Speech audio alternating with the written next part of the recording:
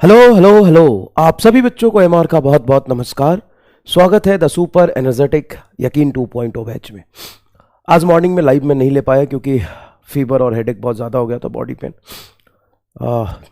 एक बार और रिकॉर्ड करने का भी कोशिश किया, नहीं हुआ, लेकिन टाइम बहुत कम है तो पढ़ना तो पड़ेगा, चाहे जिस भी कंडीशन में पढ़े थोड़ा पढ़ना पड़ेगा, है ना, क्योंकि टाइम बहुत कम है अपने पास। सिलेबस कंप्लीट करके फिर आपको रिवाइज भी करना है।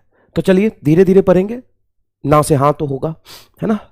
तो रे ऑप्टिक्स के लेक्चर नंबर 4 में आज जो हम लोग पढ़ने वाले हैं उसको देख लेते हैं क्या क्या है।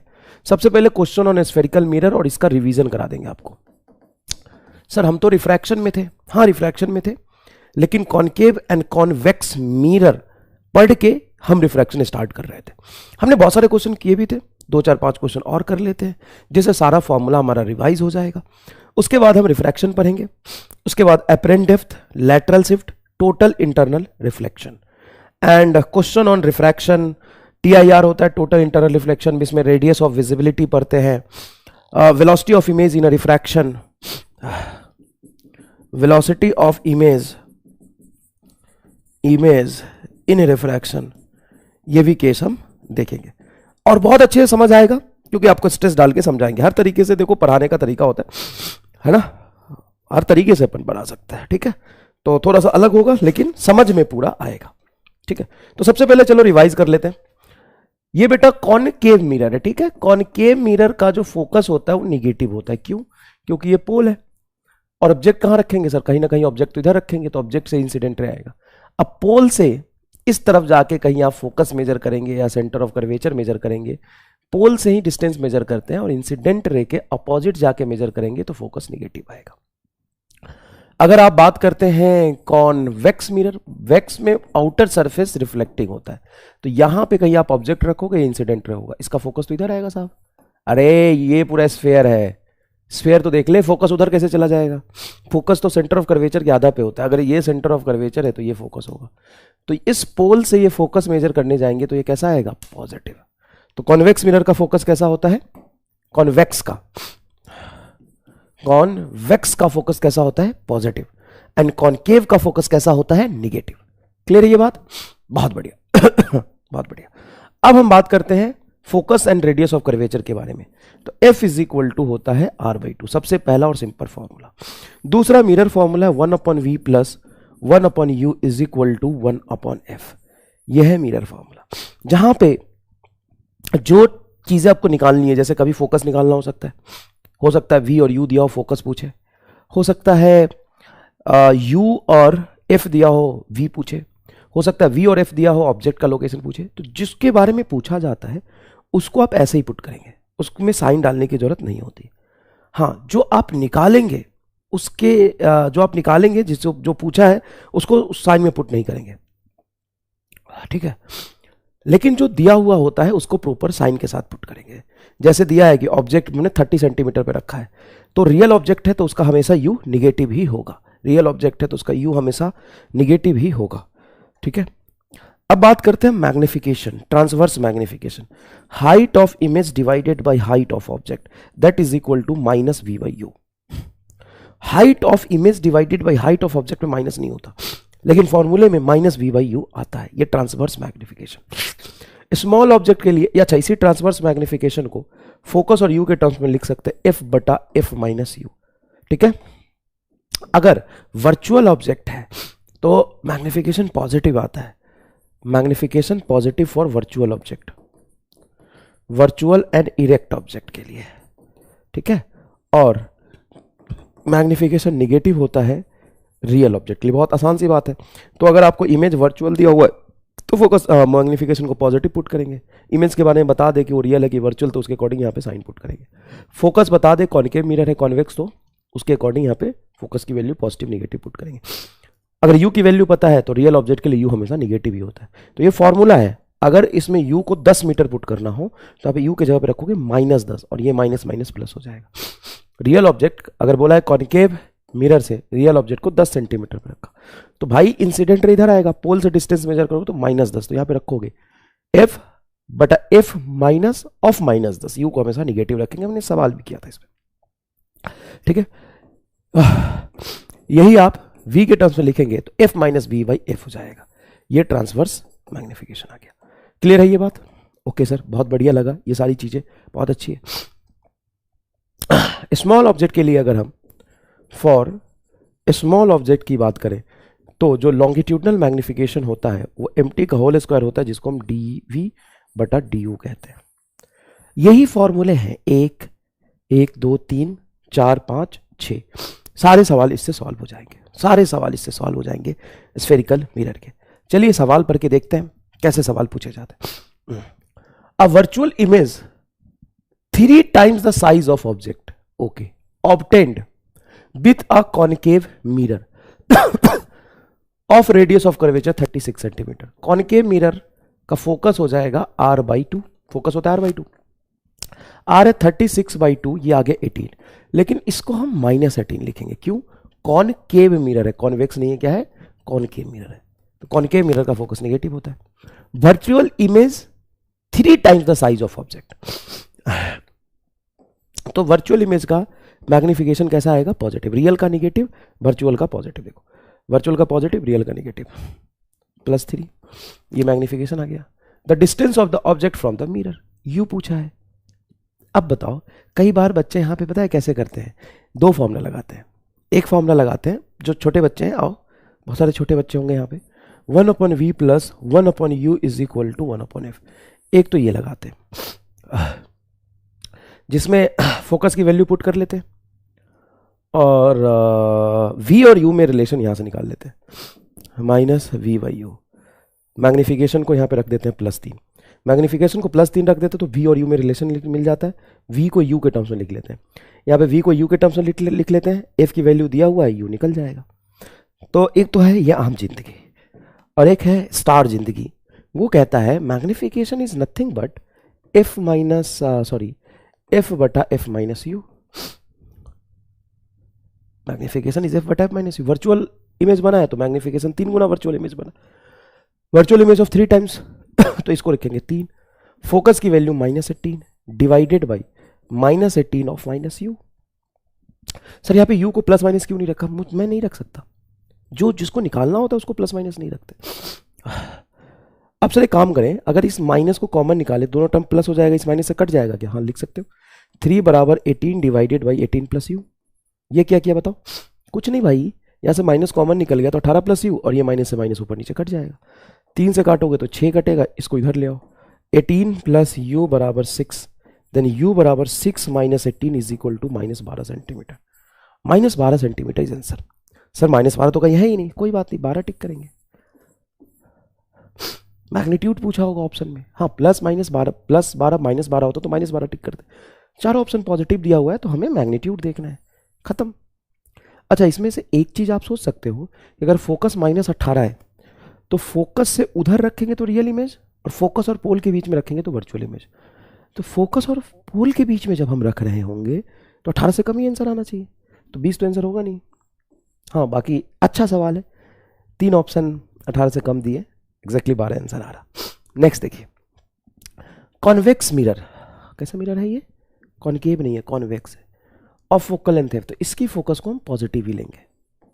कॉन्वेक्स मिरर है, forms a image which is 1/n times the object, which is 1/n times, forms an image which is 1/n times the object, मतलब height of image is equal to height of object by 3 है, यही कहना चाह रहा। A convex mirror of focal length f forms an image 1/n times the object, 1/n times the object, image is 1/n times the object, तो h0/3 आ जाएगा। The distance of the object from the mirror, you पूछा है। अब सोचो, focus दिया हुआ है, object और इमेज के हाइट के टर्म्स में रिलेशन दिया हुआ है, और मिरर कैसा है? कॉन्वेक्स। कॉन्वेक्स मिरर तो हमेशा वर्चुअल इमेज ही बनाता है।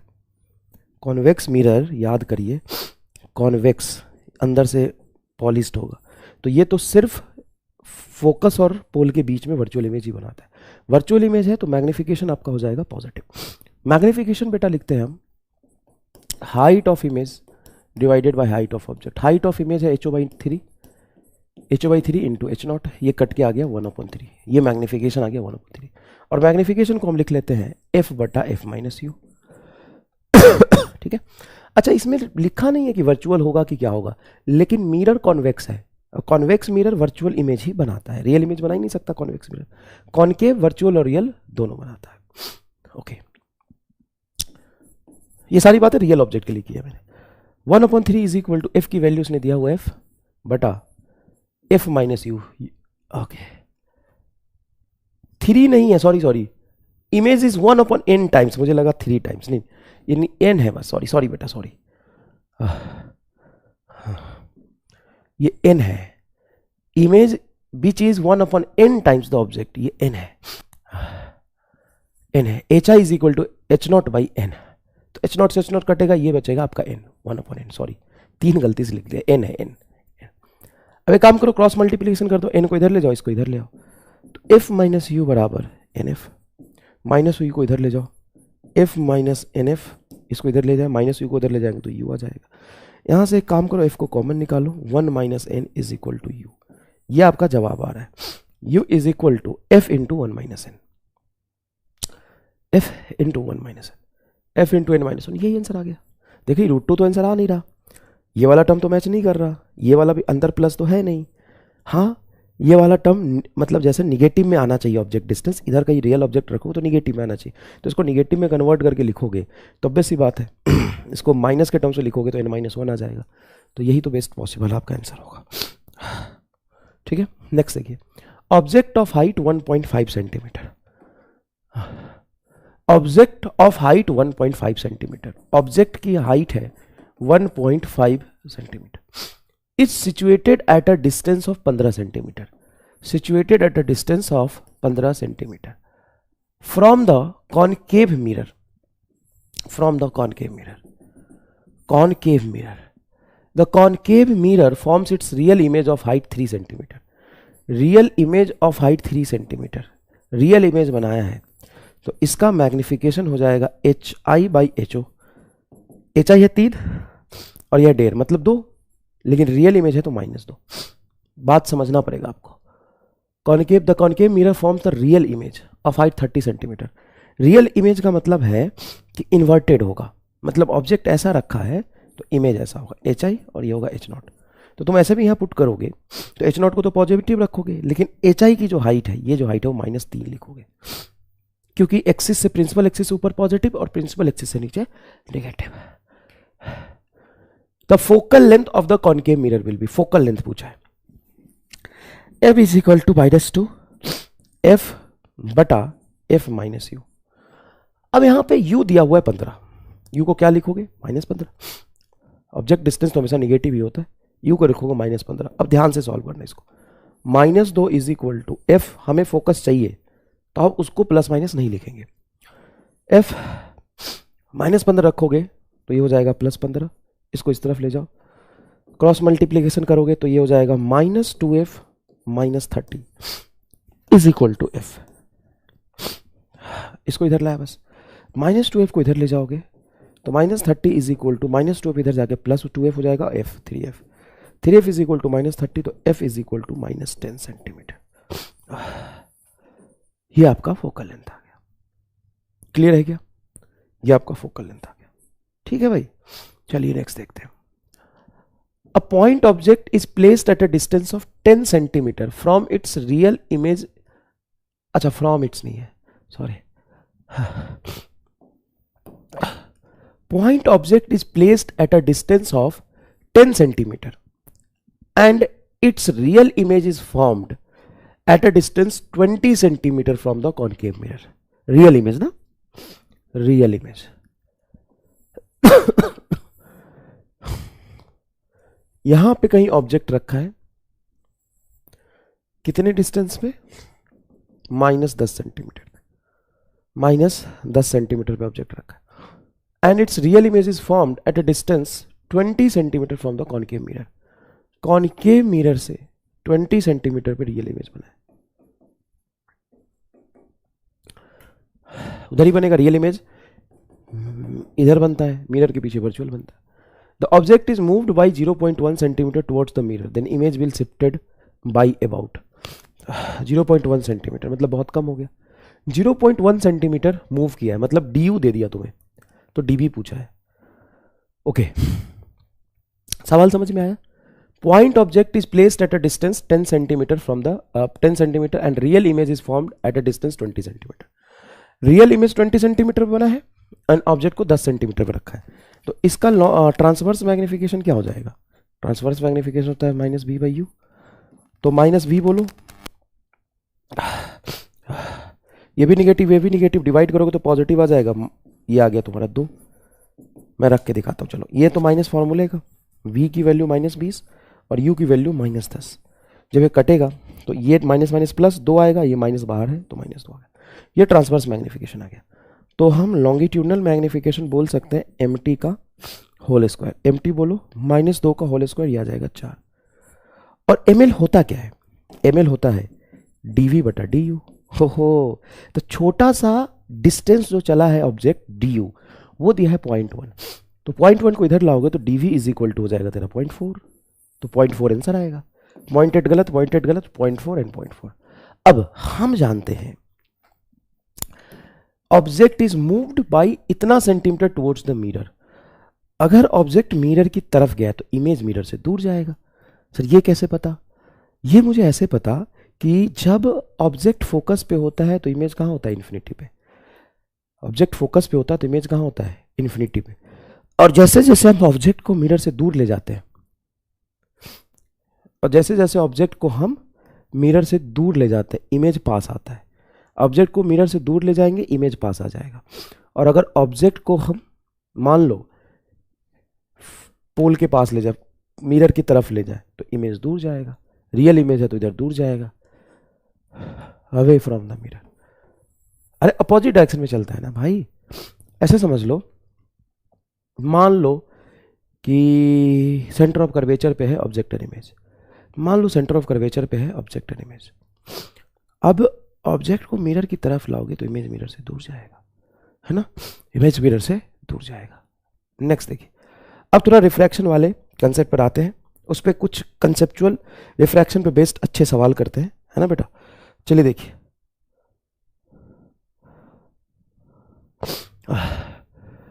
सवाल देखिएगा। एक रिफ्रैक्टिव इंडेक्स पे सवाल है। Refractive index of medium 1 with respect to 2 is 4/3। Refractive index of medium 1 with respect to 2 is 4/3। तो यहां पे सॉल्व करेंगे। Refractive index of 1 with respect to 2, तो μ12 लिख सकते हैं। इसको हम ऐसे भी लिख सकते हैं, refractive index of 1 divided by refractive index of 2 is 4/3। Refractive index of medium 2 with respect to 3 is 2/3। 2 का 3 के रिस्पेक्ट में, मतलब 2/3 is equal to 2/3। And refractive index of third with respect to 4, μ3 μ3/μ4 is 5/4. Find the refractive index of 4 with respect to 1.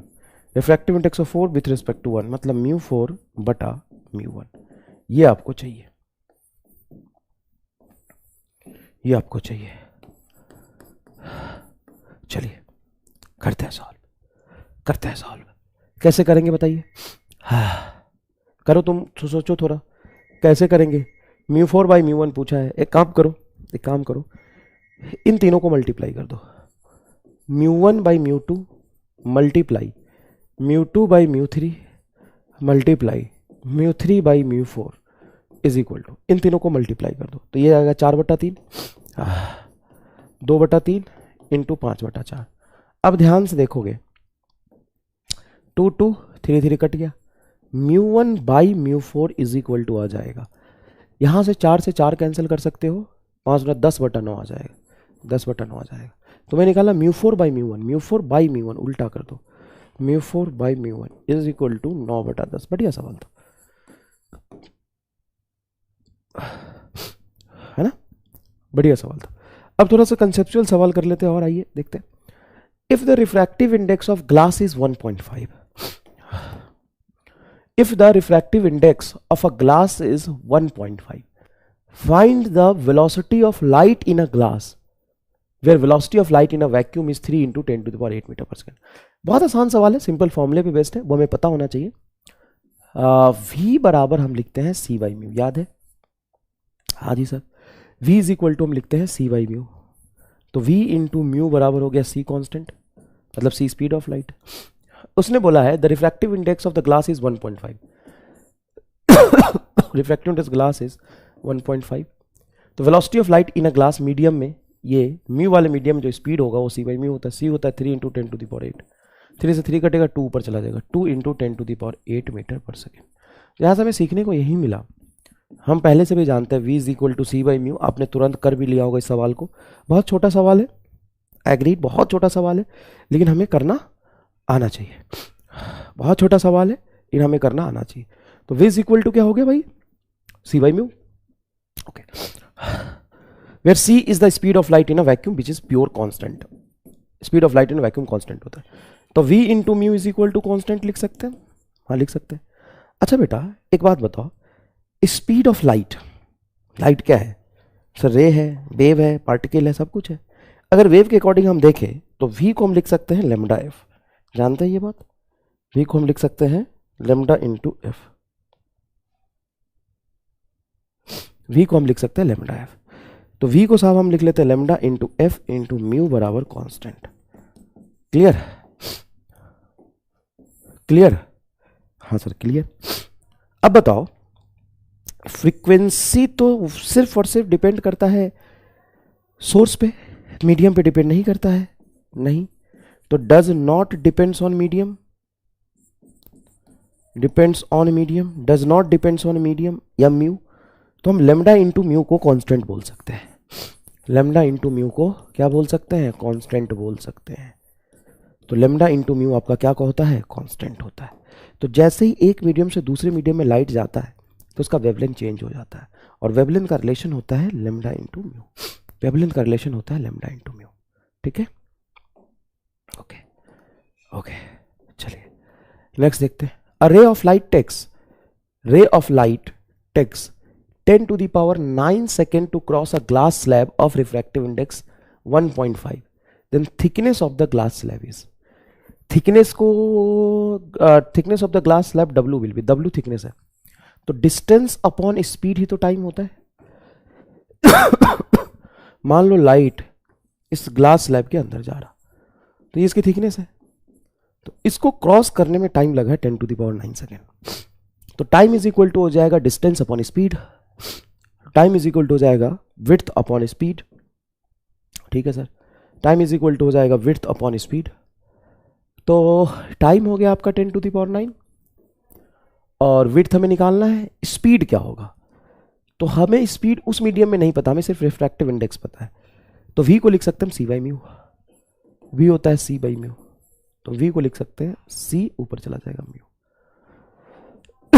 Width, mu की value है 1.5 मतलब 3/2, and c की value 3 × 10⁸, 3 से 3 cancel होगा, 2 × 10⁸ को यहाँ ले जाओ, तो 10⁹ × 9 × 10⁸, अच्छा 10⁻9 नहीं है, 10⁻−9 होगा, तभी तो सही बैठेगा, है ना? चेंज कर दो, 10⁻−9, 10⁻−9 इंटू 2 × 10⁸ को यहाँ ले जाओ, 2 × 10⁸ इज इक्वल टू विड्थ, 10⁻−9, 10⁻8, 10⁻−1 हो जाएगा, तो विड्थ हो जाएगा आपका 0.2 मीटर, विड्थ क्या हो जाएगा? 0.2 मीटर, ठीक है? तो कुछ ऐसे सवाल आते हैं जिससे बेसिक कंसेप्ट आपका स्ट्रांग होगा, है ना? जिससे बेसिक कंसेप्ट आपका स्ट्रांग होगा। The time taken by the monochromatic light to travel a certain distance in air, certain distance in air is, certain distance in air is इतना, मतलब एयर में उसको जो टाइम लगा है किसी सर्टेन डिस्टेंस को चलने में, वो लगा है 9 × 10⁻⁹ second, sorry 9 × 10⁻6 second. The time taken by the light ray to travel the same distance in water of refractive index 4/3, तो सेम ही डिस्टेंस को वाटर में चलने में कितना टाइम लगेगा? डिस्टेंस सेम है, डिस्टेंस सेम है, जितना डिस्टेंस एयर में इतने सेकेंड में चला है, उतना ही डिस्टेंस वाटर में कितने समय में चलेगा? एक बार स्क्रीन पॉज करके खुद ही अटेम्प्ट करो, स्क्रीन पॉज करके खुद अटेम्प्ट करो बेटा।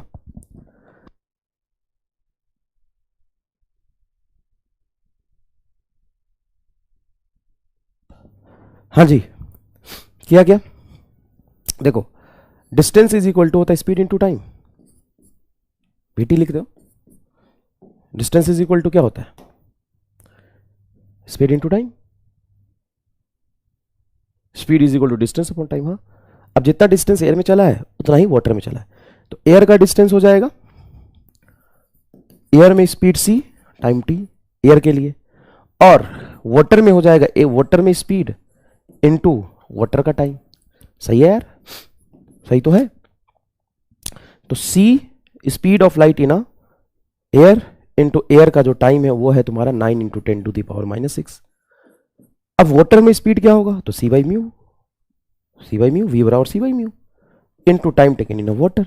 c से c कट गया, म्यू यहां आ जाएगा, म्यू की वैल्यू दे दी है 4/3, तो 4/3 रख दो, म्यू यहां ले जाओ, तो 4/3 into 9 into 10 to the power -6 is equal to time taken in water. ये 3 से 9 कटेगा, 3 4 3 12, 12 into 10 to the power -6 time taken in water, 12 microsecond. B 12 microsecond, देखा क्या? 12 microsecond is your correct answer. Next देखते हैं,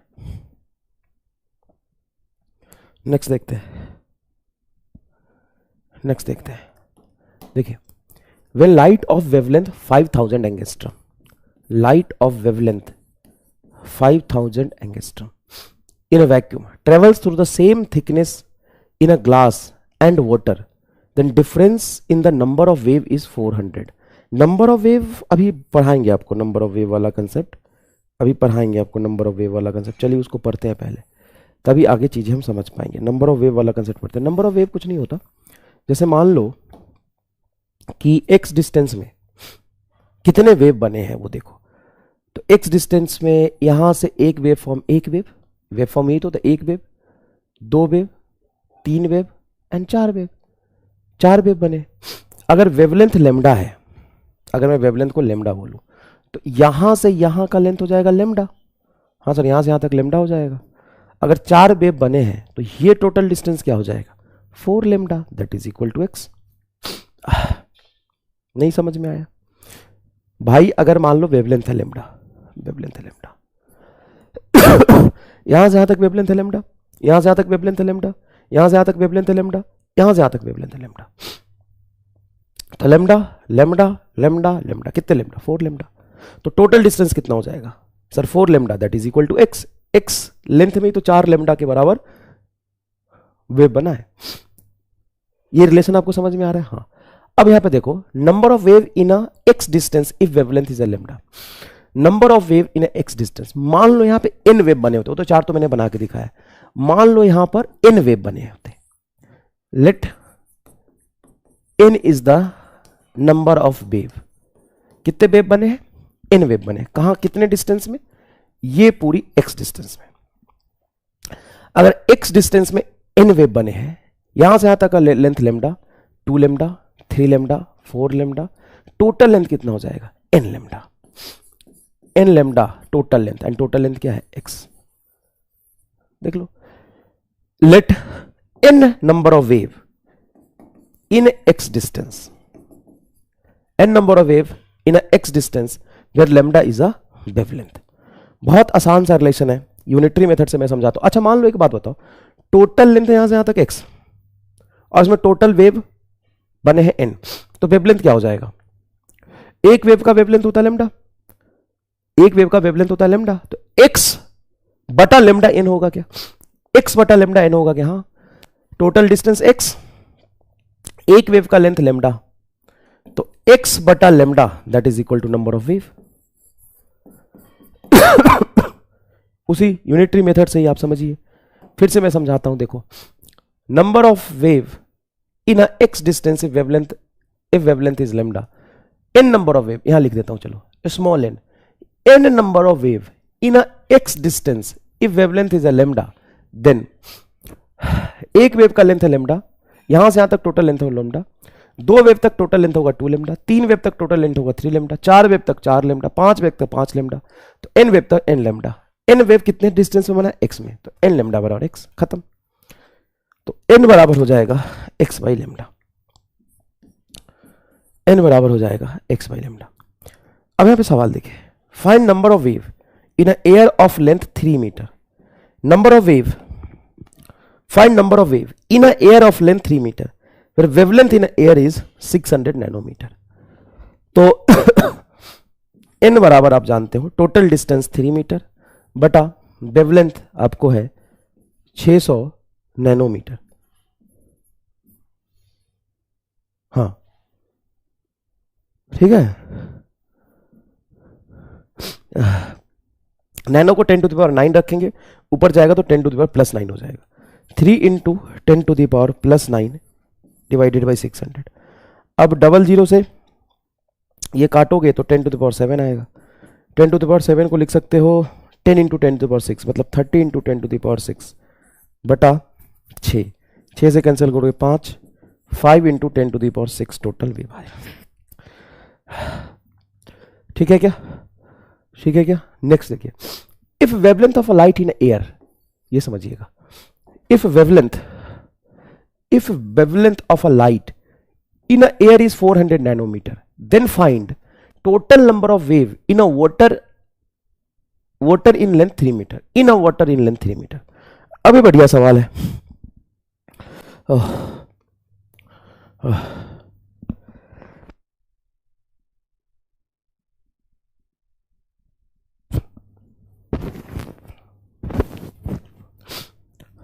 hello hello hello, अभी बढ़िया सवाल है। कैसे? हेलो हेलो हेलो, बढ़िया सवाल है। If wavelength of a light in air is 400 nanometer, मतलब एयर में वेवलेंथ हमें दे दिया है 400 नैनोमीटर, एयर का वेवलेंथ है। Then find total number of wave in a water in length 3 meter. तो हमसे तो वाटर में पूछा है, in water number of wave is equal to हो जाएगा x बटा लेमडा इन अ वाटर। हम वाटर के x डिस्टेंस में वेव काउंट करेंगे तो वाटर में जो वेवलेंथ होगा वो वेवलेंथ लेंगे। x तो हमें टोटल डिस्टेंस 3 मीटर दिया है, हमें लेमडा वाटर का लिखना पड़ेगा।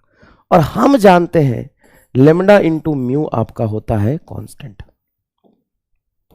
कांस्टेंट तो एयर का वेवलेंथ लेमडा, एयर की रिफ्रैक्टिव इंडेक्स 1, वाटर की wavelength lambda water into water की रिफ्रैक्टिव इंडेक्स 4/3, वाटर की रिफ्रैक्टिव इंडेक्स 4/3। ये होगा क्या? हाँ जी सरकार। तो लेमडा ऑफ वाटर क्या हो जाएगा? 3 लेमडा ऑफ एयर बाई 4, यहां रख देते हैं 3 लेमडा ऑफ एयर बाई 4। 3 से 3 कैंसिल होगा, 4 ऊपर चला जाएगा। लेमडा ऑफ एयर कितना दिया हुआ है? 4000 nanometer. Nanometer 10 to the power -9, ऊपर जाएगा तो 10 to the power plus 9, double zero कटेगा तो 10 to the power 7, 10 to the power 7 is your answer. 4 से 4 कट जाएगा, खत्म। लेमडा इंटू म्यू कॉन्स्टेंट होता है ना, लेमडा इंटू म्यू कॉन्स्टेंट होता है। तो लेमडा 1 म्यू 1 बराबर लेमडा 2 म्यू 2, लेमडा 1 म्यू 1 बराबर लेमडा 2 म्यू 2। देखिए नेक्स्ट एक सवाल पहले ये कर लेते हैं फिर आगे जाएंगे। When light of wavelength 5000 angstrom, सवाल बढ़िया देखिएगा। When light of wavelength 5000 angstrom in a vacuum, मतलब एयर में 5000 एंगस्ट्रम उसका वेवलेंथ दिया है, travels through the same thickness in glass and water, glass and water के सेम थिकनेस से गुजरता है।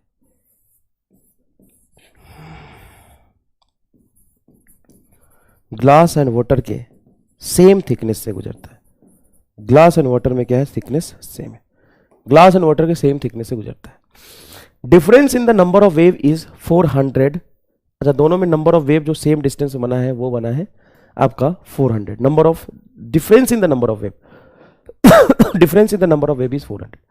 Find the thickness and refractive index of the glass and water is given है। तो थिकनेस पूछा है, ग्लास एंड वाटर के same distance से जब गया है तो इस डिस्टेंस में जो नंबर ऑफ वेव बना है, इस डिस्टेंस में नंबर ऑफ वेव बना, उसका डिफरेंस दिया है 400।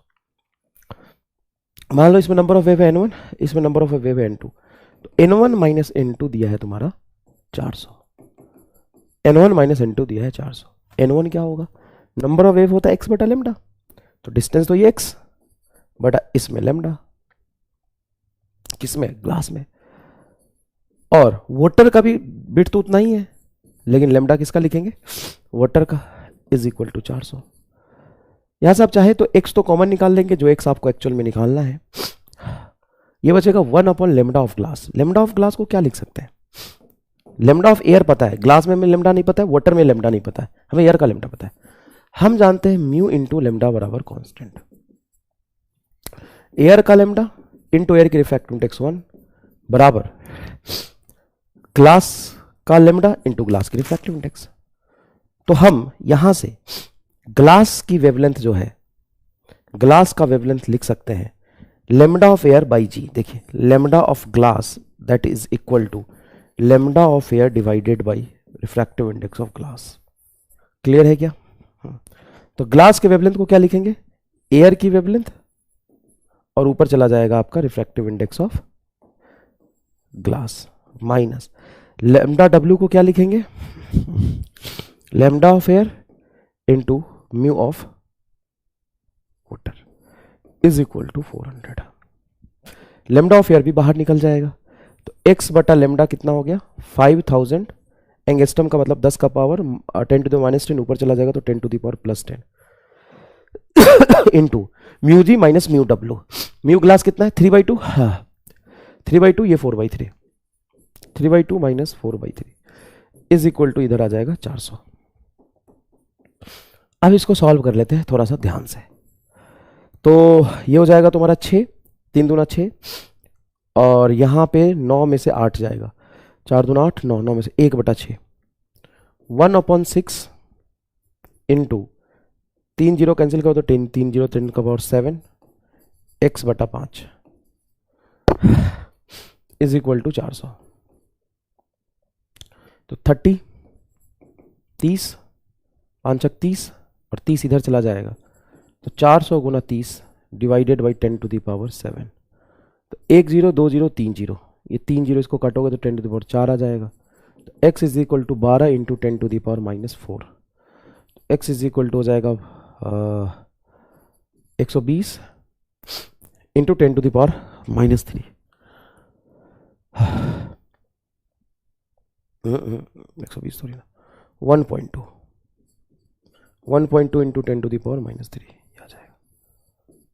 ठीक है, ऐसे सॉल्व कर लेंगे। ऑप्टिकल पाथ क्या होता है? ये बड़ा इंपॉर्टेंट कंसेप्ट है, जरा इसको समझते हैं। Optical path, optical path it is the distance travel bye the light in a vacuum in the same time interval in which it has traveled a distance x in a medium of refractive index mu। Optical path किसी medium के लिए defined होता है, optical path vacuum के लिए defined नहीं होता है। Optical path is a distance travelled in by light in a vacuum है। Optical path it is the distance travel by light in a vacuum. Vacuum में लाइट जो डिस्टेंस ट्रेवल करता है उसको हम ऑप्टिकल पाथ कहते हैं। लेकिन ऑप्टिकल पाथ डिफाइन किसके लिए होता है? मीडियम के लिए। वैसा मीडियम जिसका कुछ रिफ्रैक्टिव इंडेक्स है और जिसकी कुछ लेंथ है x length and mu medium के रिफ्रैक्टिव इंडेक्स के लिए ऑप्टिकल पाथ क्या होगा वो डिफाइन करते हैं। तो कहते हैं कि distance travel bye the light in a vacuum in a same time in which light travel a distance x in a mu medium. देखो ये लिखा है, optical path it is a distance traveled by light in a vacuum, distance traveled by light in a vacuum, distance traveled by light in a vacuum।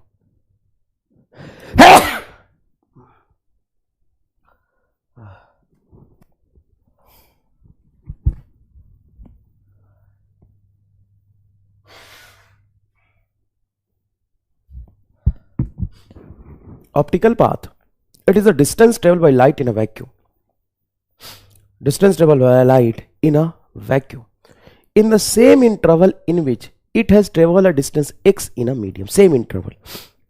मान लो किसी medium में light को x distance चलने में t टाइम लगता है, तो time is equal to होगा डिस्टेंस अपॉन स्पीड। डिस्टेंस बोलो क्या है सर? x। स्पीड क्या है? v को हम क्या लिख सकते हैं?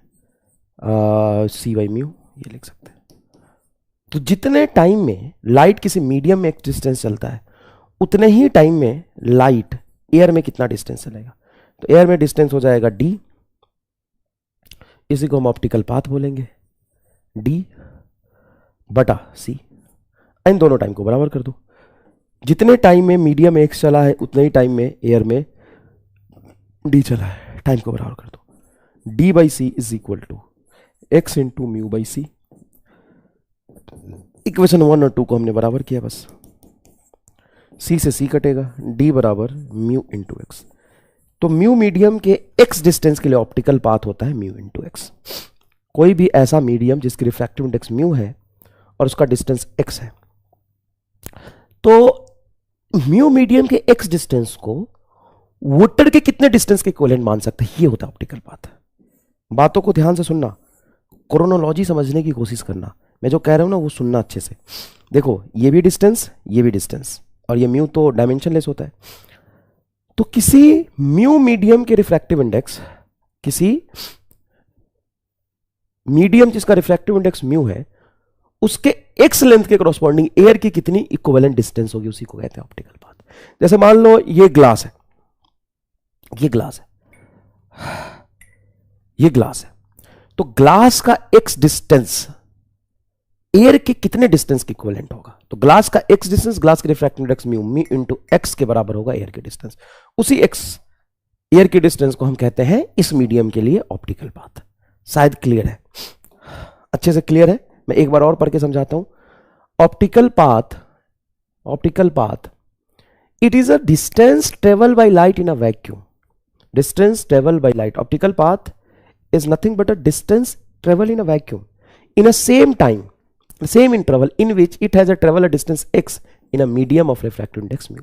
Mu medium के, mu refractive index के x distance का medium, mu refractive index के x distance के medium में अगर कोई लाइट चलता है, x distance चलता है, तो हम उसी लाइट को उसी इतने ही टाइम में एयर में कितना डिस्टेंस चलता हुआ मानेंगे। मतलब मीडियम के x डिस्टेंस के इक्विवेलेंट एयर का कितना डिस्टेंस होगा, बस मीडियम के x डिस्टेंस के इक्विवेलेंट एयर का कितना डिस्टेंस होगा, उसे कहते हैं ऑप्टिकल पाथ। वो होगा म्यू इंटू एक्स। ठीक है, म्यू इंटू एक्स, बहुत इजी है।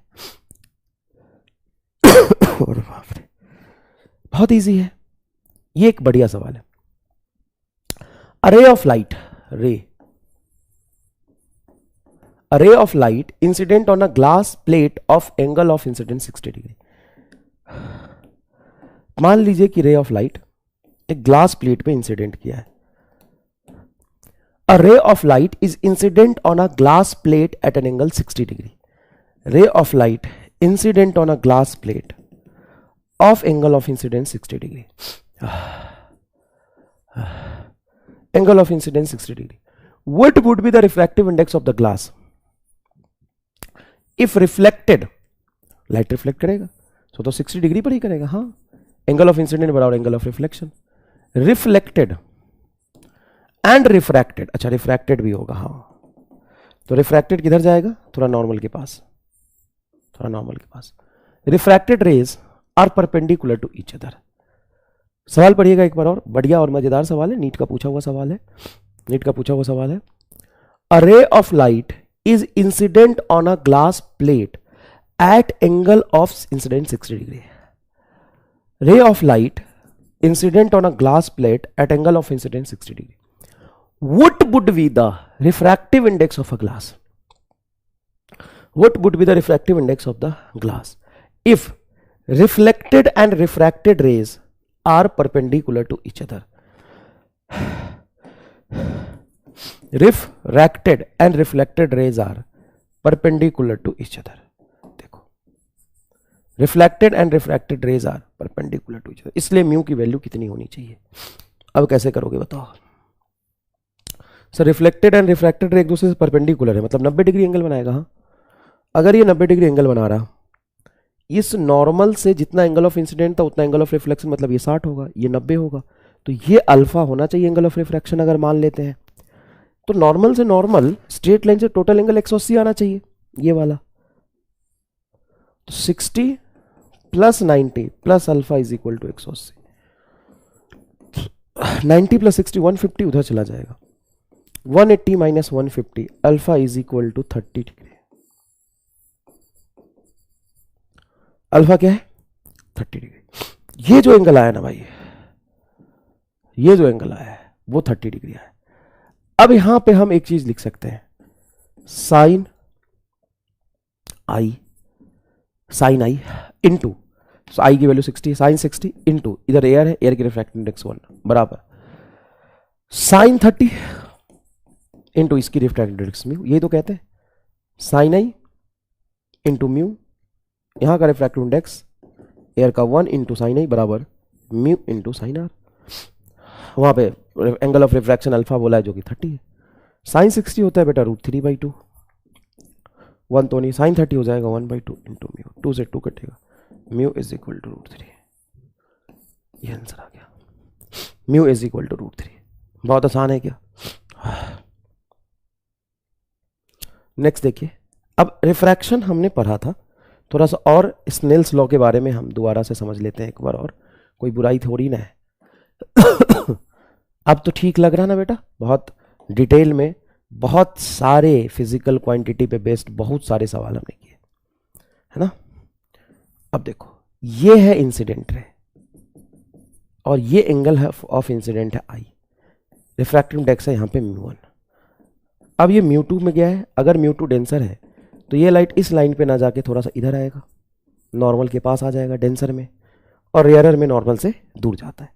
तो यहाँ पे जो डेविएशन होगा वो ये डेविएशन होगा, लाइट को जाना चाहिए था इस लाइन पे अगर मीडियम सेम होता, तो अब इधर गया, तो ये एंगल आई और ये आर, तो डेविएशन हो जाएगा आपका आई माइनस आर। और रिफ्रैक्शन में आपने डेविएशन पढ़ा है, जो बड़ा है उसमें से छोटे को घटा दो, आई माइनस आर या R minus I, I angle of incident, R angle of refraction. क्या पढ़ा है? आई माइनस आर या R minus I, I minus R या आर माइनस आई, यही पढ़ा है। ओके, स्नेल्स लॉ क्या कहता है? स्नेल्स लॉ क्या कहता है? स्नेल्स लॉ कहता है इसका रिफ्रैक्टिव इंडेक्स इनटू इसी मीडियम का एंगल ऑफ इंसिडेंट या रिफ्रैक्शन जो भी है ना, μ1 इंटू साइन आई बराबर μ2 into sine r, μ2 into sine r, यही कहता है। हाँ, अच्छा बेटा एक बात बताओ, ये ठीक है, ये ठीक है, कोई दिक्कत नहीं, जिस मीडियम का रिफ्रैक्टिव इंडेक्स उसी का एंगल साइन आर, जिस मीडियम का रिफ्रैक्टिव इंडेक्स μ1 उसी का एंगल साइन आई, ठीक है। हम जानते हैं एक फॉर्मूला v बराबर c बाई म्यू, हाँ ये तो होता ही है, तो क्या मैं ये कह सकता हूं म्यू इंटू वी बराबर कॉन्स्टेंट? हाँ सर कह सकते हो। तो क्या मैं ये भी कह सकता हूं μ1 v1 बराबर μ2 v2? हाँ सर कह सकते हो। म्यू वी इधर आ गया तो म्यू वी बराबर कॉन्स्टेंट, तो μ1 v1 बराबर μ2 v2।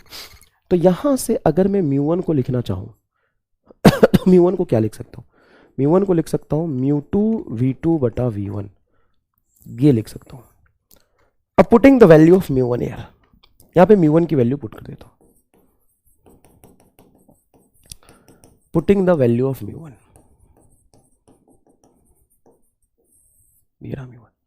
μ1 की वैल्यू पुट करेंगे तो क्या होगा, μ2 v2 बटा v1 इंटू साइन आई बराबर μ2 इंटू साइन आर। ध्यान से देखिएगा बेटा, तो यहां से μ2 से ये μ2 कटेगा, ठीक है, ये बचेगा तुम्हारा v2 इंटू साइन आई बराबर v1 इंटू साइन आर। ये रिलेशन थोड़ा सा उल्टा हो गया है, रिफ्रैक्टिव इंडेक्स के टर्म्स में नहीं, वेलोसिटी के टर्म्स में भी स्नेल्स लॉ लिखा जा सकता है। कैसे लिखा जा सकता है, ध्यान से समझिएगा, मजा आ जाएगा। इस मीडियम की वेलोसिटी इंटू इसका एंगल, इस मीडियम की वेलोसिटी इंटू इसका एंगल, कई बार म्यू ना दे के वेलोसिटी भी तो दे सकता है, तो आप लिखेंगे v1 into sine are, v1 इस मीडियम में अगर लाइट की वेलोसिटी है v1, इस मीडियम में लाइट की वेलोसिटी है v2, तो v1 इंटू साइन आर, देखिए v1 इंटू साइन आर बराबर v2 into sine R, product के टर्म्स में समझ लीजिए एक बार, कोई खास बात नहीं है, कोई खास बात नहीं है। अच्छा, v को हम लेमडा एफ भी लिख सकते हैं, velocity is nothing but lambda into F, हाँ लिख सकते हैं। अब फ्रीक्वेंसी तो तुम्हारा वैसे मीडियम पे डिपेंड नहीं करता, वो कांस्टेंट होता है, तो v2 is proportional to lambda 2, तो यहां पे ये भी लिख सकते हैं लेमडा 2 साइन आई बराबर lambda 1 sine R, lambda 2 sine I into lambda 1 sine R, ये भी लिख सकते हैं। तो ये स्नेल्स लॉ का बहुत ही गर्दा फॉर्म है, बहुत ही जोरदार फॉर्म है, इसको याद रखिएगा, इस पे बेस सवाल पूछ सकते हैं। क्लियर है बेटा? समझ में आया? हमने आपको क्या समझाया? इसकी रिफ्रैक्टिव इंडेक्स इसी का एंगल, इसकी रिफ्रैक्टिव इंडेक्स इसका एंगल। वेलोसिटी और लेमडा में क्या होता है? Sine I into V2, sine I into V2, V1 into sine R. देखो V1 इंटू साइन आर। अगर तुमको वेवलेंथ ही दे दे कि लाइट का वेवलेंथ ऊपर वाले मीडियम में है λ1, लाइट का वेवलेंथ ऊपर वाले मीडियम में है λ1 और नीचे वाले मीडियम में है λ2, तो क्या करोगे? लिखोगे λ1 sine r, λ2 into sine i, λ2 into sine, λ1 into sine r. Clear है क्या बेटा ये बात?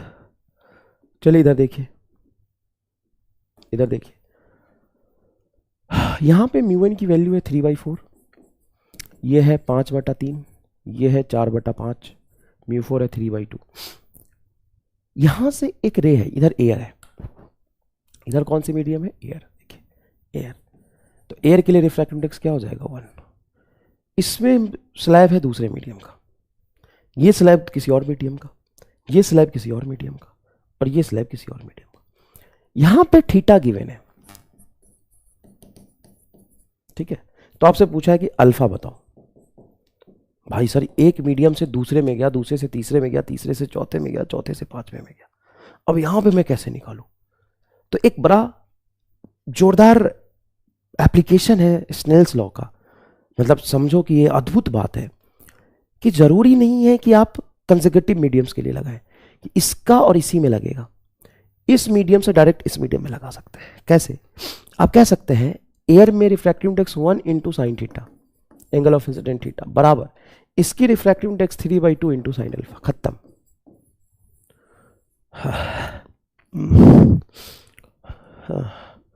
तो अल्फा इज इक्वल टू हो जाएगा 2/3 साइन थीटा। इसको प्रूफ कर दूं? तुम्हें अगर कुछ दिक्कत है तो उसको प्रूफ कर दूं? प्रूफ भी कर सकता हूं। कैसे? देखो, मान लो इस मीडियम से इस मीडियम में गया, तो यहां पे हम रिफ्रैक्शन एंगल R1 मान लेते हैं, एंगल ऑफ रिफ्रैक्शन। अभी वर्टिकल से R1 बनाना है तो यहां भी वर्टिकल से R1 ही बनाएगा। तो ऐसे कैसे? अरे भाई light travels in straight line, ये स्ट्रेट लाइन में चल रहा है। अगर ये स्ट्रेट लाइन में चल रहा है तो यहां पे वर्टिकल से R1 है तो ये वर्टिकल से R1 बनाएगा, ठीक है?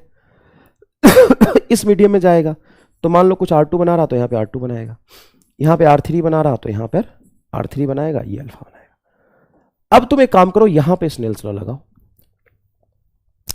तो साइन थीटा म्यू इसका इंटू साइन थीटा बराबर साइन R1 इंटू μ1। फिर यहां लगाओगे, फिर यहां लगाओगे, यहां लगाओगे, सबको मल्टीप्लाई कर दो, कट जाएगा। सबको मल्टीप्लाई कर दो, कट जाएगा। तुम खुद ही प्रूव कर सकते हो, तो डायरेक्ट लगा सकते हो। जैसे मान लो मुझे R3 और R2 में R3 और R1 में रिलेशन निकालना है, जैसे मैं करके दिखाता हूं। यहां पे मैं लिख सकता हूं μ1 ये वाली इंटू साइन R1 बराबर, यहां पर लिख सकता हूं इस मीडियम में μ3 इंटू साइन R3। और वैसे भी ये वाला और ये वाला एंगल बराबर होता है, तो ये ले लो या ये ले लो, एक ही बात है। रिफ्रैक्टिव इंडेक्स इस स्लैब का तो यही है, ये भी सही है। क्लियर है ये बात? सर अगर ऐसा होता कि ये एयर होता, ये कोई और मीडियम, ये कोई और मीडियम, ये कोई और मीडियम और ये एयर होता, इसकी रिफ्रैक्टिव इंडेक्स इसकी रिफ्रैक्टिव इंडेक्स बराबर होती, तो क्या थीटा बराबर अल्फा होता? हाँ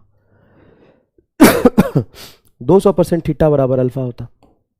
चलो यहां पे एक पहले सवाल कर लेते हैं। एंगल ऑफ इंसिडेंट मीडियम 1 में दिया हुआ है, ये आपका मीडियम 1, इसमें लाइट की वेलोसिटी दिया हुआ है 3 × 10⁸ मीटर पर सेकेंड। ये है मीडियम 2, इसमें लाइट की वेलोसिटी दी है 2 × 10⁸ मीटर पर सेकेंड। यहां पे इंसिडेंट रे आया, एंगल ऑफ इंसिडेंस 60 पर, तो यहां पे आर की वैल्यू पूछिए। बताया था ना ऐसे सवाल हो सकते हैं। रिफ्रैक्टिव इंडेक्स नहीं दिया, घबराने की जरूरत नहीं है। साइन 60 इंटू इस वाले मीडियम की वेलोसिटी 2 × 10⁸ बराबर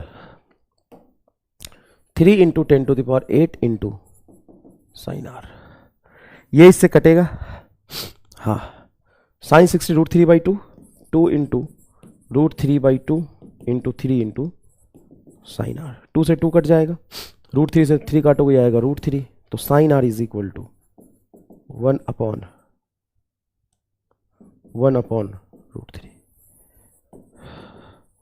sign R is equal to 1/√3। ये आपका आंसर आ जाएगा। Sine R is equal to 1/√3, आपका आंसर आ जाएगा।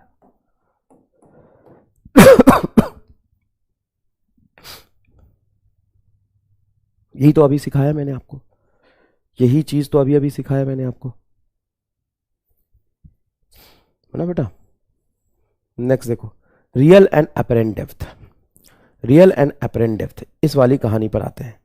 तो ये लास्ट लेक्चर में भी मैंने आपको कराया था वैसे, है ना। लास्ट लेक्चर में जहाँ पे एंड पर छोड़ा था वहीं से अभी हम शुरू करेंगे, वहीं से अभी हम शुरू करेंगे। तो देखिए, घबराने का नहीं है। मान लीजिए ये बाउंड्री है किसी दो मीडियम का, ऊपर में रिफ्रैक्टिव इंडेक्स है म्यू, यहाँ पे है म्यू, यहाँ पे ऑब्जेक्ट रखा है। तो ऑब्जेक्ट जिस मीडियम में रखा है उसके रिफ्रैक्टिव इंडेक्स को म्यू ऑब्जेक्ट बोल दें, म्यू ऑफ ऑब्जेक्ट बोल देते ना, क्या दिक्कत है। 1-2 में थोड़ा कंफ्यूजन होता रहेगा ना, 1-2 में क्या होता रहेगा, थोड़ा कंफ्यूजन होता रहेगा। तो जिस मीडियम में ऑब्जेक्ट रखा है उसको हम कह देते हैं mu OBJ, mu of object. और यहां पे ऑब्जर्वर है, जिस मीडियम में ऑब्जर्वर रखा है ओबीआर, ऑब्जर्वर। अब मान लीजिए ये ऑब्जेक्ट है और ऑब्जेक्ट बाउंड्री से जो दूसरे मीडियम में है उससे डी डेप्थ पर है। यहाँ पे ऑब्जेक्ट जैसे मान लो फिश है और यहाँ पे देखने वाला कोई आदमी, इस बाउंड्री से ऑब्जेक्ट का दूसरे मीडियम में कितनी डेप्थ है, डी डेप्थ है। जब इसका इमेज फॉर्मेशन होगा तो आपने बोला था कि सर इसमें ना क्या करते हैं कि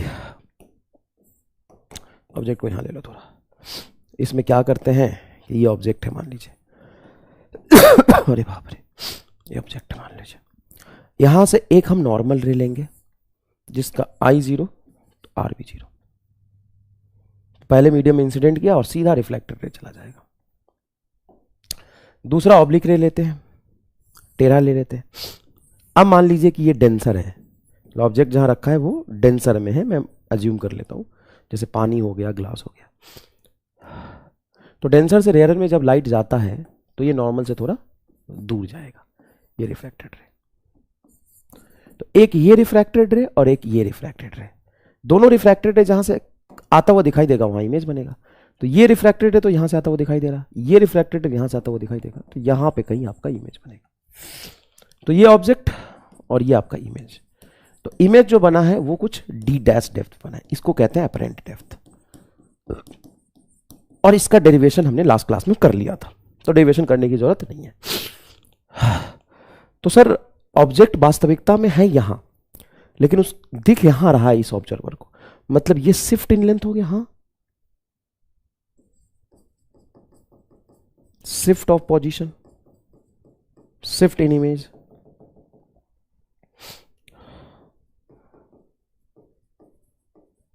शिफ्ट इन इमेज, इमेज जो आपका शिफ्ट कर गया ऊपर, इमेज क्या किया है, ऊपर की तरफ शिफ्ट कर गया, इमेज ऊपर की तरफ शिफ्ट कर गया, ठीक है। तो आइए इसको हम करते हैं। तो लास्ट लेक्चर में हमने ड्राइव करा दिया था, वैसे रिजल्ट को एक बार हम आपको ऐसे समझाते हैं कि याद भी रहे, है ना। तो आपको क्या करना है, देखिए डी अपरेंट बराबर डी रियल, ऑब्वियस सी बात है, अपरेंट बराबर रियल, है ना। डी अपरेंट, डिस्टेंस बराबर डिस्टेंस, तो ऑब्वियस सी बात है नीचे डिस्टेंस तो आएगा नहीं, डी अपरेंट बराबर डी रियल बटा रियल किसका, ऑब्जेक्ट का डेप्थ। तो इस मीडियम में ऑब्जेक्ट का डेप्थ है आपका डी, तो जिस मीडियम में ऑब्जेक्ट का आप डेप्थ देख रहे हैं ना, उसी मीडियम के रिफ्रैक्टिव इंडेक्स से डिवाइड करेंगे, म्यू ऑफ ऑब्जेक्ट। मतलब ऑब्जेक्ट का जिस मीडियम में ऑब्जेक्ट रखा है उसी मीडियम में उसकी डेप्थ, इस मीडियम में ऑब्जेक्ट रखा है तो बाउंड्री से उसकी डेप्थ और उसी मीडियम की refractive index is equal to जो ऑब्जर्वर देख रहा है, ऑब्जर्वर जो दिखा है वो क्या देखा है, डी डैश, कहां से देखा है, म्यू ऑफ ऑब्जर्वर। तो वास्तविकता में ऑब्जेक्ट जिस मीडियम में उसकी रिफ्रैक्टिव इंडेक्स म्यू और उसकी वास्तविकता में real depth D is equal to observer को दिखा अपरेंट और ऑब्जर्वर जिस मीडियम में, बस इसको रट लो। भाई साहब ये इतना कंफ्यूजिंग है ना कि बच्चा हमेशा इसमें पढ़ तो लेता है लेकिन सवाल करते समय कंफ्यूज रहता है। खत्म हो गया। और ये तो छोटे छोटे सवाल है, बहुत भयंकर भयंकर सवाल सीधा इससे सॉल्व होगा, एकदम मजा आ जाएगा भाई साहब, है ना। क्या होगा, मजा आ जाएगा एकदम।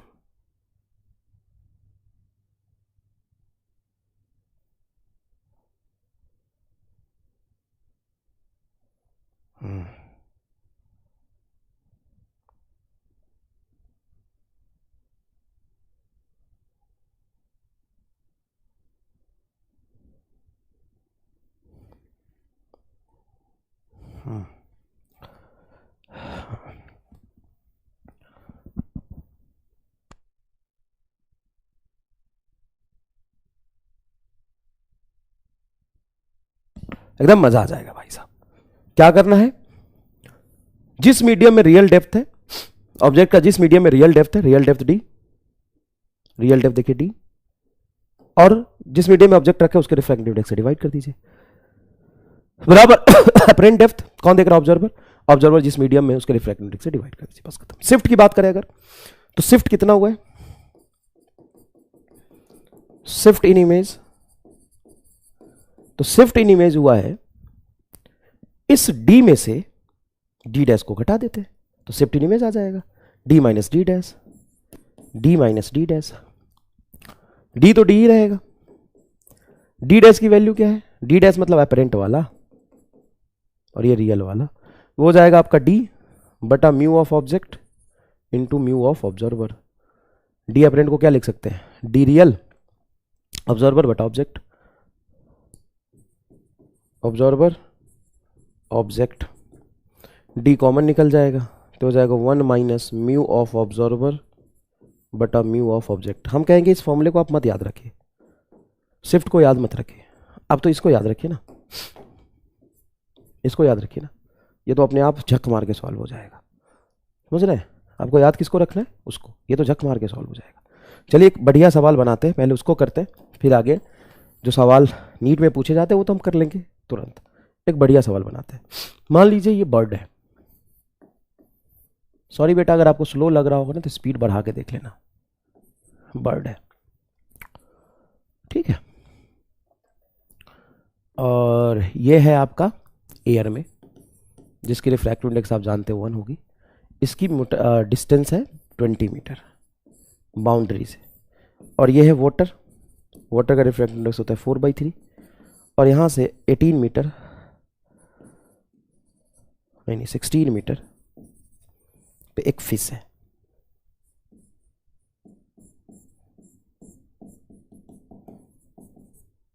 फिश है, तो बाउंड्री से अंदर, बाउंड्री के अंदर वाटर है आपका, और उस वाटर में एक फिश है बाउंड्री से 16 मीटर पे, और बाउंड्री से ऊपर हवा है, हवा में एक चिड़िया उड़ रही है 20 मीटर हाइट पे। अब आपको डिस्टेंस पूछना है, distance of bird with respect to fish, fish निकालो, distance of bird with respect to fish, और दूसरा है distance of fish as seen by bird, मतलब with respect to bird, distance of fish as seen by bird. आओ मजा आएगा, मजा आएगा। तो सबसे पहली बात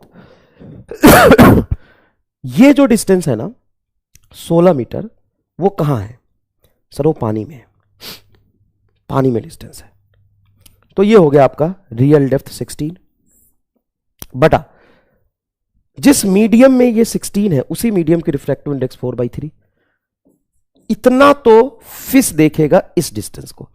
जब ये बर्ड है, एक मिनट, जो ये बर्ड है वो कितना डिस्टेंस देखेगा, तो बर्ड इस वाले डिस्टेंस को जब देखेगा तो इस वाले डिस्टेंस को ही देखेगा ना, 16 डिवाइडेड बाई इसकी refractive index is equal to apparent depth बटा एयर की रिफ्रैक्टिव इंडेक्स 1, यही तो देखेगा, ये तो फॉर्मूला होता है ना। मान लो इस मीडियम को मैं देख रहा हूं, आओ ना यहां पे देखो, देखो ये तुम्हारा डी बटा इसी की रिफ्रैक्टिव इंडेक्स, डी इसी की रिफ्रैक्टिव इंडेक्स बराबर अपरेंट बटा जो ऑब्जर्वर है उसकी रिफ्रैक्टिव इंडेक्स, तो ऑब्जर्वर तो एयर है तो कोई दिक्कत नहीं है, प्लस ये डिस्टेंस है 20, तो ये भी तो बर्ड देखेगा ना 20, लेकिन बर्ड खुद एयर में है और एयर की डिस्टेंस को देख रहा है तो ये तो बीसी दिखेगा, या फिर 20 जिस मीडियम में है उसका रिफ्रैक्टिव इंडेक्स है देखो 1, तो 20 डिस्टेंस किसमें, एयर में, तो 20 बाई एयर की रिफ्रैक्टिव इंडेक्स 16 डिवाइडेड बाई इसकी refractive index 4/3 is equal to D apparent. Observer बटा उसकी रिफ्रैक्टिव इंडेक्स, ये देखेगा।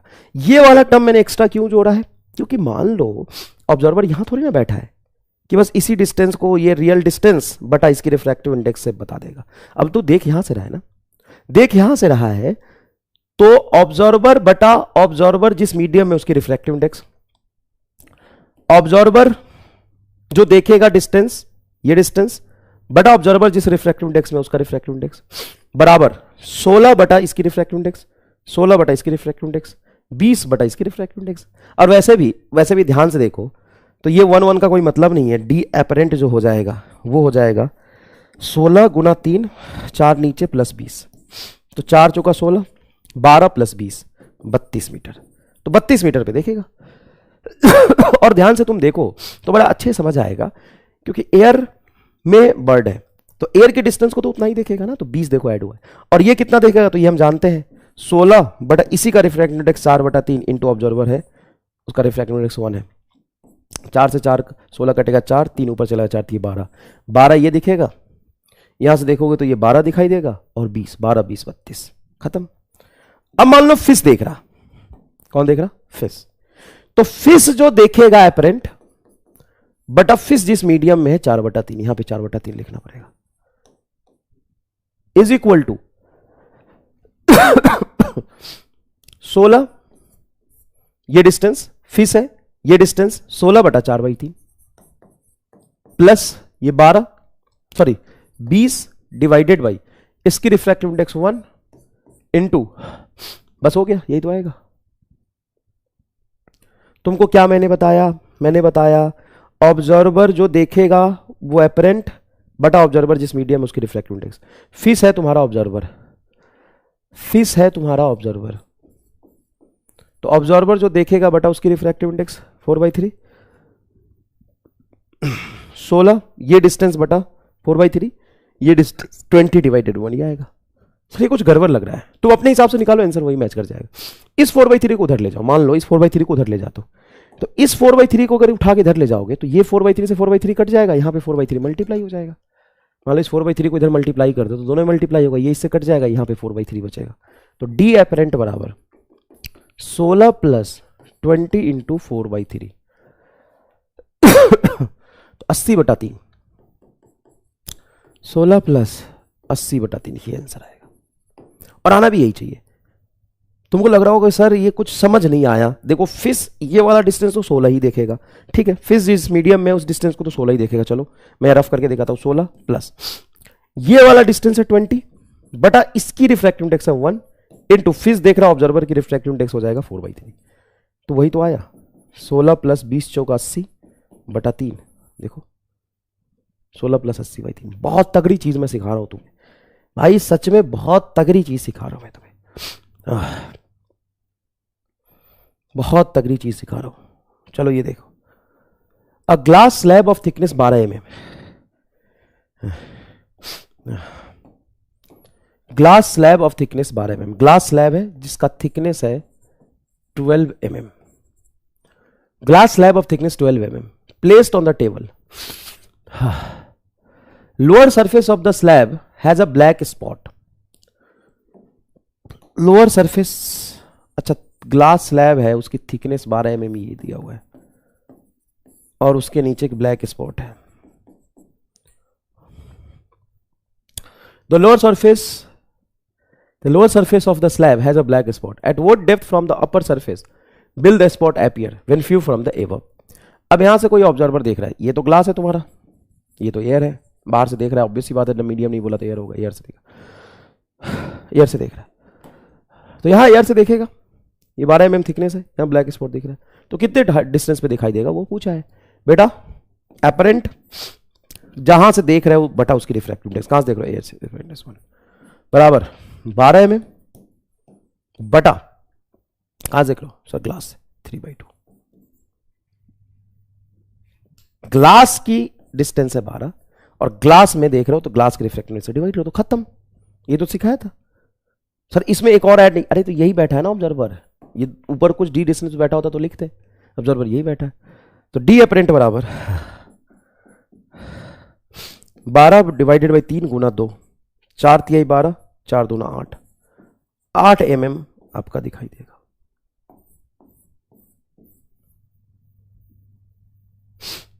है 8 mm।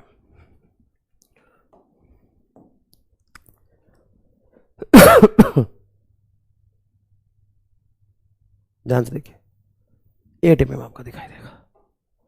Next, the length of the vertical pole at the surface of lake water, length of the vertical pole at the surface of lake water इतना is 24 centimetre. Length of the vertical pole at the surface of a lake of water 24 centimetre. Then to an under water fish just below the water surface the tip of the pole appear to be. अच्छा सवाल है। पोल हवा में है, पोल कहां है? हवा में। The vertical pole at the surface of lake water is 24 centimeter. 24 centimeter का वर्टिकल पोल है। ये वाटर है, इसके रिफ्रैक्टिव इंडेक्स 4/3। यहां पे फिश है, भाई मजा आ जाएगा। अब फिश को कितने हाइट का ये पोल दिखाई देगा? ऑब्जर्वर ये है तुम्हारा, मैंने क्या बोला? अपरेंट डेप्थ या हाइट बटा ऑब्जर्वर की रिफ्रैक्टिव इंडेक्स। ऑब्जर्वर की refractive index 4/3 is equal to object की हाइट 24 बट ऑब्जेक्ट जिस मीडियम में उसके रिफ्रैक्टिव इंडेक्स से डिवाइड कर दो 1। डी अपरेंट बराबर हो जाएगा 24 गुना 4/3। 3 से काटोगे 8 3 24, 8 चौक 32, 32 सेंटीमीटर। हाँ, मतलब पोल उसको बड़ा दिखाई देगा वास्तविकता से। हाँ, देना भी चाहिए। पोल उसको वास्तविकता से बड़ा दिखाई देगा। रीजन क्या है? रीजन क्या है पोल वास्तविकता से बड़ा दिखाई देने का? पोल वास्तविकता से बड़ा इसलिए दिखाई देगा, पोल वास्तविकता से बड़ा इसलिए दिखाई देगा क्योंकि वो एयर में, रेयर में है। रेयर में चीजें बड़ी दिखाई देती है, दूर दिखाई देती है। जैसे एरोप्लेन आपको दूर दिखाई देता है, लेकिन वास्तविकता में एरोप्लेन होता है पास। वास्तविकता में एरोप्लेन कहाँ होता है? पास। यही बात है ना? और फिश को देखते हैं तो आपको दिखाई वो पास देती है लेकिन होती दूर है। और बड़ा आसान सा फॉर्मूला है, डी अपरेंट बटा ऑब्जर्वर जिस मीडियम है उसके रिफ्रैक्टिव इंडेक्स बराबर डी रियल और जिस मीडियम में ऑब्जेक्ट है उसकी रिफ्रैक्टिव इंडेक्स। बहुत आसान सा कंसेप्ट है, एकदम खेला हो जाएगा। अब मान लो यहां पे ऑब्जर्वर है एयर में, और इस ऑब्जर्वर को एक ब्लैक स्पॉट यहां दिख रहा है ना, या फिर कुछ भी है, स्पॉट है एक ब्लैक स्पॉट। अब ब्लैक स्पॉट के ऊपर H4 हाइट का एक स्लैब है, H4 हाइट का स्लैब है जिसकी रिफ्रैक्टिव इंडेक्स है μ4, और ये H3 हाइट का स्लैब है जिसकी रिफ्रैक्टिव इंडेक्स है μ3, ये H2 हाइट का स्लैब है जिसकी रिफ्रैक्टिव इंडेक्स है μ2, और ये H1 हाइट का स्लैब है जिसकी रिफ्रैक्टिव इंडेक्स है μ1। और यहां पे ये ब्लैक स्पॉट बना हुआ है, ब्लैक स्पॉट बना हुआ है। इस ऑब्जर्वर को कितनी डेप्थ पे दिखाई देगा? ऑब्जर्वर कहां है? एयर में। तो ऑब्जर्वर को जो अपरेंट दिखाई देगा बटा ऑब्जर्वर जिस मीडियम में उसकी रिफ्रैक्टिव इंडेक्स। ऑब्जर्वर एयर में है तो 1, ऑब्जर्वर एयर में है तो 1 is equal to H1 height जिस मीडियम में है उसके रिफ्रैक्टिव इंडेक्स से डिवाइड कर देंगे μ1। भाई ये μ1 मीडियम का हाइट H1 है तो H1 बाई μ1 ये हो जाएगा आपका plus H2 by μ2 plus H3 by μ3 plus H4 by μ4। जाओ ऐस करो जीवन में।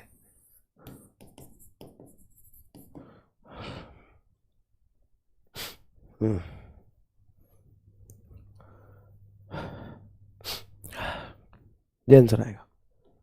जी लो जीवन। ये तो करा दिया यार। ये देखो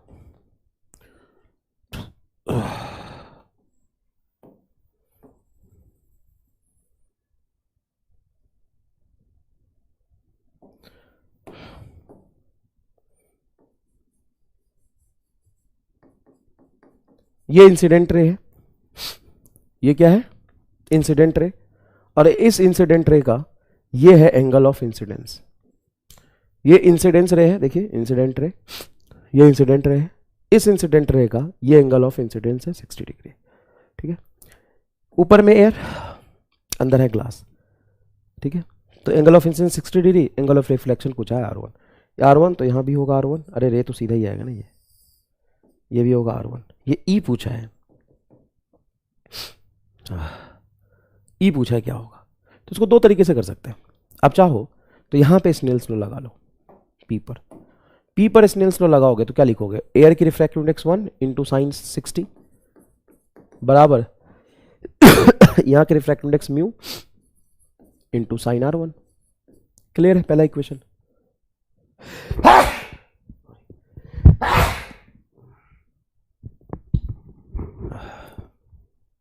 दूसरा इक्वेशन देखो, ये mu into sine R1, mu into sine R1 is equal to 1 into sine E, air की refractiveness 1 into sine E, 1 into sine E, ये दूसरा इक्वेशन हो गया।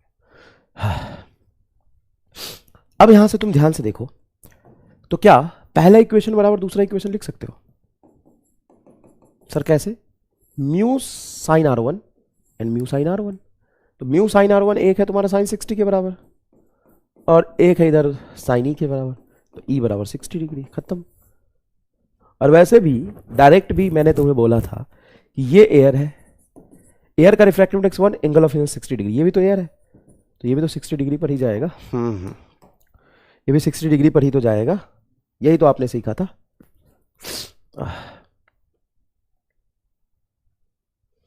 यही तो आपने सीखा था। चलो देखो, मान लो यहां पे कोई ऑब्जेक्ट है, ये ऑब्जेक्ट है और 6 मीटर की डिस्टेंस है, इसका रिफ्रैक्टिव इंडेक्स है म्यू इज इक्वल टू 3/2। ये भी 6 मीटर है, इसकी रिफ्रैक्टिव है 2 और ये 5 मीटर यहां पे है एयर, यहां पे observer. Find distance of object as seen from observer, find position of image as seen by observer, as seen by observer. बताओ कैसे देखेगा और कितना देखेगा, कैसे देखेगा और कितना देखेगा?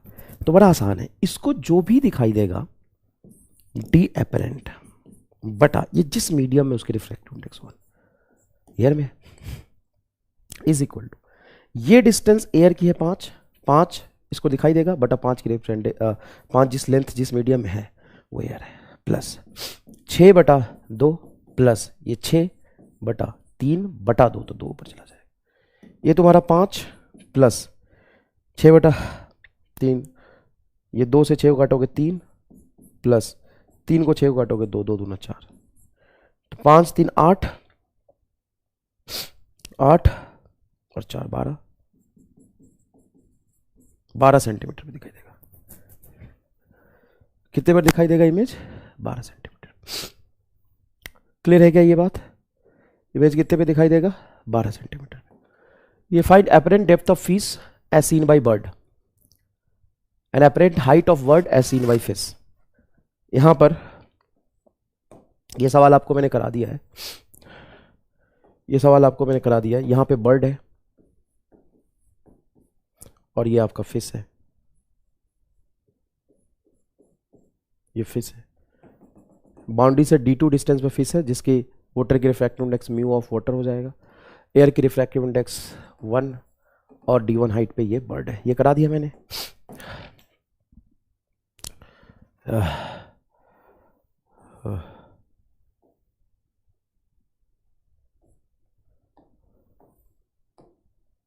ये चलिए ये करते हैं। An air bubble trapped inside a rectangular glass slab appears at 2 centimeter from one side and 3 centimeter from the opposite side. If the refractive index of the glass is 1.5, then what is the actual width of the glass slab? जरा इसको पढ़ते हैं, अच्छे से करते हैं। An air bubble trapped inside a rectangular glass slab. Air bubble trapped inside a rectangular glass slab. An air bubble trapped inside a rectangular glass slab appears at 2 centimeter. अब ये 2 सेंटीमीटर इसका एक्चुअल विड्थ नहीं है, 2 centimetre ये दिखा है। appears at 2 centimetre from one side, एक side से उसका अपरेंट डेप्थ 2 सेंटीमीटर दिख रहा है। And 3 centimetre from the other side, 3 centimetre other side से दिख रहा है. If the refractive index of the glass is 1.5 then actual weight of the glass is. तो भाई ये अपरेंट है, हम जानते हैं डी अपरेंट बटा ऑब्जर्वर एयर में है, एयर बराबर डी रियल बटा इसके रिफ्रैक्टिव इंडेक्स ग्लास की म्यू. अब यहाँ पे डी अपरेंट हमें 2 पता है, 2 observer 1 is equal to D real हमें निकालना है बटा म्यू क्या है, हाँ ग्लास की 3/2. ये 3/2 इधर चला जाएगा, तो ये जो D1 एक साइड से दिख रहा है वो 3/2 से मल्टीप्लाई करोगे 3 सेंटीमीटर दिखेगा. इधर से जब जाके ऑब्जर्वर देखेगा तो डी अपरेंट बटा जहां पर ऑब्जर्वर उसकी रिफ्रैक्टिव इंडेक्स एयर की 1 बराबर 3 सेंटीमीटर डिवाइडेड बाई 3/2. सॉरी ये अपरेंट पता है ना 3, रियल तो हमें निकालना है डी रियल डिवाइडेड बाई 3/2. तो ये 3 पता है मुझे, तो डी रियल बराबर आ जाएगा 3/2 इंटू 3, तो 9/2. तो एक तरफ से 9/2 मतलब 4.5 और एक तरफ से आपका दिखाई देगा 3. तो टोटल विड्थ जो होगा 3 + 4.5 7.5 सेंटीमीटर. टोटल विड्थ क्या होगा 7.5 सेंटीमीटर. देखो